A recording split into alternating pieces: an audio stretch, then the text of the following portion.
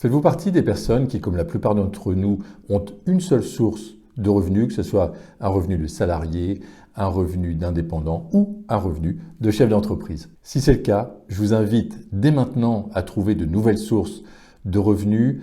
Dans cette vidéo, je vous partage 5 idées qui vont vous permettre de diversifier, d'augmenter et de sécuriser vos revenus. Vous allez voir que la 5e idée est une idée simple, efficace et qui pourtant est très rarement utilisée.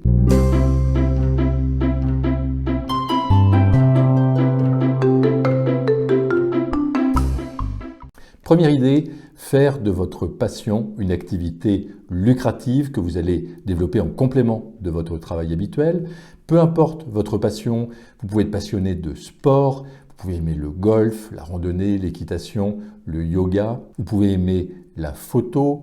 Pourquoi ne pas créer une activité complémentaire donc autour de votre passion en formant les personnes ou en les accompagnant, en les coachant? Si vous êtes passionné par la restauration de meubles anciens, pourquoi ne pas restaurer des meubles et ensuite les vendre sur Internet? Ça va vous faire un revenu complémentaire. Pour prendre mon exemple, j'aime l'entrepreneuriat, d'ailleurs j'ai créé une centaine d'entreprises, j'aime l'investissement immobilier, j'ai bâti un parc immobilier de 1000 biens, j'adore transmettre mon expérience. Eh bien, j'ai créé une activité de mentorat pour investisseurs et pour entrepreneurs dans lequel j'aide un certain nombre de personnes à briser leur plafond de verre. Deuxième idée, vous pouvez investir dans l'immobilier, vous pouvez acheter et louer en courte durée, vous pouvez acheter et louer en longue durée, vous pouvez acheter un gîte, vous pouvez acheter un grand domaine, vous allez habiter une partie du domaine et vous allez louer l'autre partie en location courte durée. Vous pouvez également investir dans l'immobilier commercial, dans des murs de boutique, dans des murs de bureaux, même si aujourd'hui je le conseille beaucoup moins. Vous pouvez faire également de l'achat-revente de biens immobiliers. Les taux d'intérêt sont encore très bas. Je tourne cette vidéo en juin 2022. Les taux sont à 1,60 sur 20 ans. C'est encore historiquement bas, donc c'est encore le bon moment pour emprunter à partir du moment où on est sélectif dans ses acquisitions. Évitez d'investir dans le centre des grandes villes, investissez plutôt dans des villes secondaires ou dans des villages dans lesquels il y a une gare ou des transports en commun et une bonne connexion Internet. Et de cette manière, vous allez pouvoir atteindre des rentabilités qui vont avoisiner les 10% bruts. J'ai même un certain nombre de mes étudiants Imosen qui investissent dans des colocations. Certains ont des rentabilités autour de 15, 16, 17% bruts. Donc en étant sélectif dans ces investissements, on arrive à obtenir aujourd'hui de très belles rentabilités dans l'investissement immobilier. Je vous conseille également d'acheter de l'ancien avec des travaux. C'est là où vous ferez les meilleures affaires. Dans ma formation Imosen, j'accompagne des centaines de personnes qui sont en train de se créer de nouvelles sources de revenus. Ce n'est pas utile de disposer de beaucoup d'argent pour ça. Certains d'entre vous vont avoir une capacité d'endettement, certains d'entre vous vont avoir de l'apport. Dans tous les cas, on trouve des solutions pour se lancer et pour diversifier ses revenus donc grâce à l'immobilier. Autre idée, vous pouvez investir au capital d'une entreprise.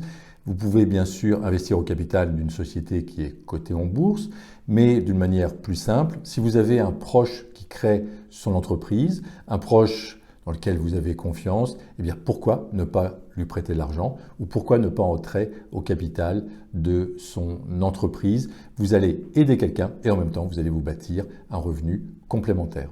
Vous pouvez également créer votre activité de coaching, de formation, de vente de produits sur Internet, cela en plus de votre travail habituel. Il faut savoir qu'avec Internet, on arrive à toucher des personnes dans le monde entier. Pour quelques dizaines d'euros, on peut faire de la publicité très ciblée. Je vous invite donc à vous lancer, à vous faire connaître donc grâce à Internet. Et avec le statut d'auto-entrepreneur, vous pouvez créer une activité complémentaire sans risque et avec très peu de frais. Et bien sûr, vous n'aurez pas besoin de beaucoup d'argent donc pour vous lancer. Pour vous donner mon exemple, je gagne de l'argent aujourd'hui avec mes locations immobilières.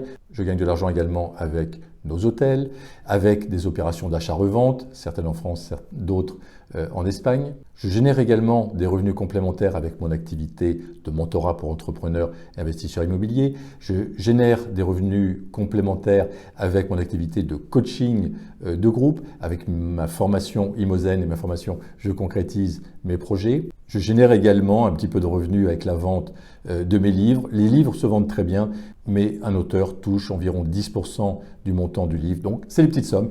Mais cette multiplication de sources de revenus me crée une belle sécurité financière.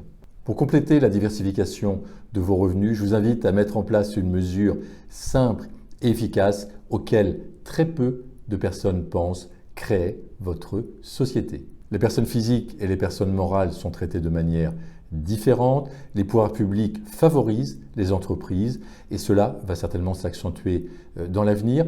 Dans le cadre d'une société, vous avez de nombreux avantages. Par exemple, vous allez récupérer la TVA sur vos achats, que ce soit les achats de carburant, le restaurant, le mobilier, peu importe ce que vous achetez. L'imposition est plus douce dans le cadre d'une société. Vous allez pouvoir amortir les immobilisations, vous allez pouvoir passer en charge un certain nombre d'éléments dans votre comptabilité, ce qui fait que l'impôt que vous allez payer sera relativement faible.